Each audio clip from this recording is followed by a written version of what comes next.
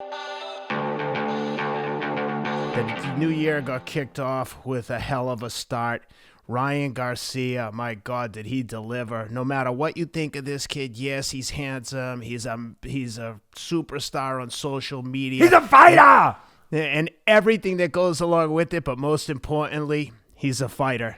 And if you don't think so, well, he stopped Luke Campbell, who the great Vasily Lomachenko couldn't stop.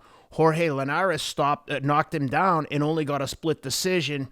Ryan Garcia beat him convincingly after getting rocked and knocked down. And in my opinion, not a flash knockdown. I mean, he was knocked down. His arm flew behind him. I mean, he was all discombobulated when he hit the deck. But like a young, strong kid, he recovered from the second round knockdown. One guy, he recovered so much, one of the judges actually scored a 10-9 for Campbell versus the traditional 10-8 for the knockdown. Garcia on two of the three scorecards had won every round except the 10-8 round he lost, and on the one that guy that gave him the 10-9 round to Campbell, that judge also gave Campbell the fourth round. So Garcia was winning the fight convincingly, shook off the knockdown, looked spectacular, and stopped him with one of the best body shots you could possibly throw. I don't think he could have put any more leverage onto it. And I know that you'll talk about this, but Campbell's defense all night looked great with that high defense, but where it failed him is that that guard went high as he was backing up slightly, and Garcia adjusted and cracked him in the body with the Mexican liver shot. And I mean, my God, you could tell when he went down, it was devastating. But I know you've got a lot of thoughts on this one, so let's hear your thoughts on the fight. Yeah, listen. It couldn't went if you wrote a Hollywood script, and this is appropriate to take this track because a lot of people think that this kid could go to Hollywood. You know, he's that good looking. So, and he's got that big following, 7 million, whatever it is, social media. He's very savvy as far as the technology, the social media world goes, all that. And in some ways that's worked for him, some ways against him, because a lot of people were questioning, is he a fighter? I mean, that's the bottom line, let's be honest. And it couldn't have gone, again, if a Hollywood scriptwriter wrote the damn thing, he couldn't have wrote it better. Never was it, I tell you, this sounds crazy, but it's the truth. The best thing that ever happened to him was getting knocked down. Well, actually, the second best. The best was getting up. That's always the best. But getting knocked down was the best thing that ever happened to this kid. Similar to what happened to another good-looking, great talent, where people still wondered if he had the stuff that they want him to have. Sugar Ray Leonard, when he fought Duran. Now, Leonard was already champ. That's the difference.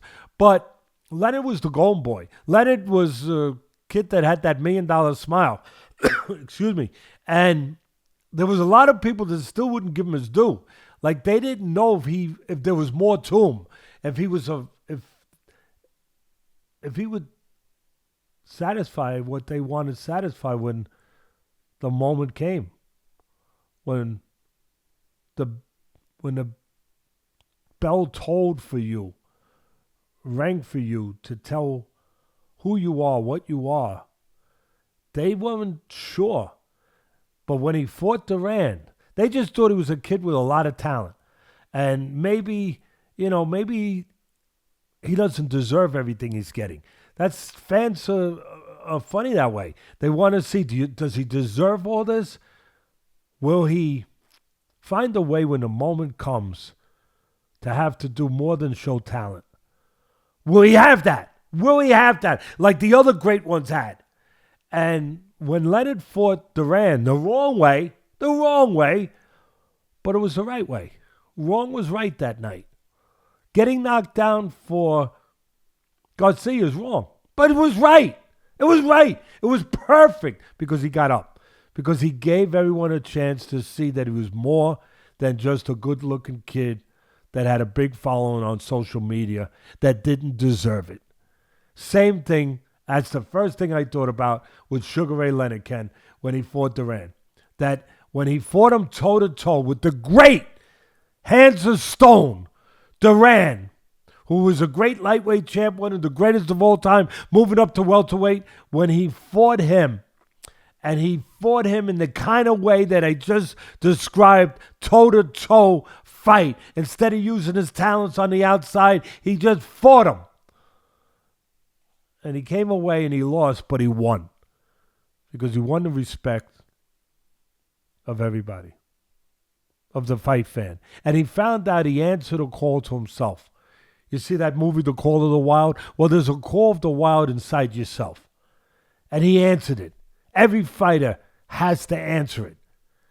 And Garcia answered it for himself, for the fans, and for himself. That he knows who he is now, who he can be when he has to be. Very important to know. Now he's got to go back to fighting the kind of fight that he needs to fight technically and physically to suit him, to give him the best chance to always win fights. He's got to do that with the knowledge that he's got that in the back if he needs it. With the knowledge that he's got that if that call comes. That he can be that person. He can find a way. He can be that guy. And he reminded me of the night that Errol Spence won the title against Brook. Kell Brook. Kell Brook. He had to go over to London, which is tough, because big following over there with the guys over there. And he had to go into his home, into, the beehive, so to speak, and fight Kell Brook. And he went over there, and it wasn't his greatest technical performance that night, Errol Spence. He's had much better ones before and after. But there was one thing that there was there. You knew, if you know what you're looking at, you knew, and I knew when I watched that fight, there was no way he was leaving that ring over there in London without that title. Come hook or crook, storm, high water, hurricanes, there was no way he was leaving that ring without the title. That force was in him, was inside him. That attitude, that mentality was there. And again, it didn't really add up to him fighting his best fight or his best performance with all the talents that he has and that he showed us before that and after that. But it didn't matter because there was only one purpose to being there that night. Win the fight! And he won the fight. And to me, I saw the same thing in Garcia. I saw the same thing. It wasn't his best performance. He's going to have better performances. I know he's had better already, but it was with lesser level opponents, so people are going to say, Teddy, we don't want to hear about that. All right, we won't talk about that. But he's going to have better performances. He's going to have to. Where he's going to show all his length.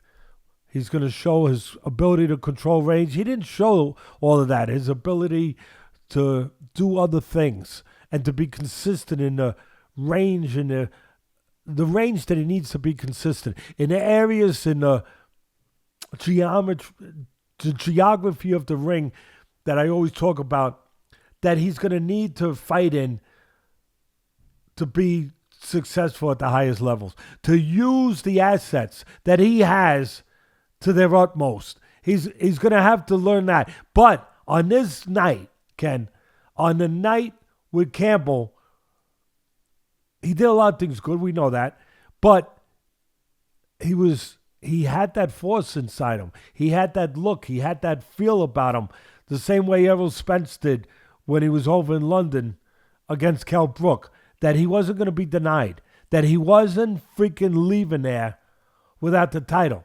He had that. Now he's got to equate it. He's got to adjust it where that confidence, that mentality, that knowledge, that question that's been answered is there, but he fights the kind of fight with the assets that he has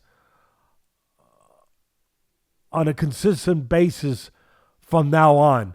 that he needs, that this brings out the best in him. And I think it will. It's the kind of fight that will allow him to have fed the beast. You have to feed the beast. He fed the beast that we all have in us in whatever competition we live in, that has to show that we can be that good. We can be that tough. We can be that dependable. We can be that real. He fed that beast. He knows that beast now is there. Now he's got to be the other guy.